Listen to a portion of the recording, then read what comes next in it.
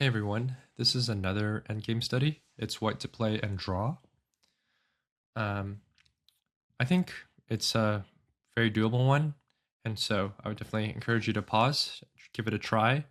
White doesn't have any options other than pushing these pawns or capturing and moving the king, so there's not too much to calculate. In terms of getting started, I think the obvious first move is doing something with this h7 pawn, either promoting it on h8 or taking the bishop. In both of those cases, white will end up losing the promoted piece because the king's right there to recapture. Also, the rook can swing around, give a check on our king, and then recapture.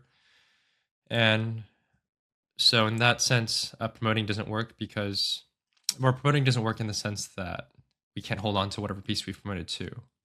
But as we think about how we want to achieve the draw, even if we probably can't give a perpetual check, probably can't trade down to even material to a drawn endgame. But even if we lose all our pieces, a stalemate is a drawing option. And so we don't need to be worried about, losing this pawn or whatever we promote to. And one more thing, looking at all these black pawns and even looking at our own pawns, you kind of get the sense that, okay, if we can get our king somewhere in here, our pawns will be in the way enough or covering enough squares that this will be a stalemate. And so with that in mind, with these first move considerations, I think it makes sense to go for h8. The thing about taking on g8, even though we kind of even out the material a little bit, is that we want to go for a multiple move combo to hopefully change the position sufficiently that we are able to force stalemate. Like right now, this was a one move combo and the position is still essentially the same. And there's just so many options, so many ways for us to lose, basically. Black is threatening to trade off some of these pawns. The black rook can come around and check us, or cut us off, or attack, some of these pawns. And the black's king is right there to defend against any promotions. And so, even though taking on g8 evens out the material, um, promoting on h8 is more in the spirit of what we're going for two reasons. One is even with this rook check, we can make our way with the king towards the room, the little closet that we're trying to close ourselves in.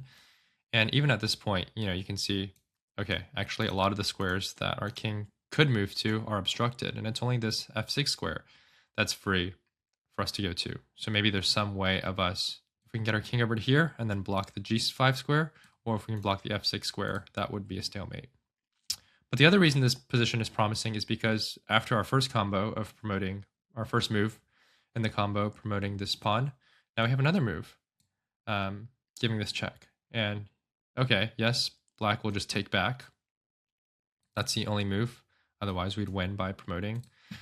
But here we now have another move in the combo, which is giving a check. And yes, black can just step out of it. But instead of just promoting and that being the end of the story, now we've been able to throw in these two other checks that we're forcing. And I actually did this puzzle a while ago, so I don't remember if I got stuck here. I'd be curious to know if anyone kind of solved to this point of the puzzle and then felt like, okay, there's nothing really left. That can happen with these studies. You get right to the doorstep of the solution and then you realize, I'm not sure. You kind of give up.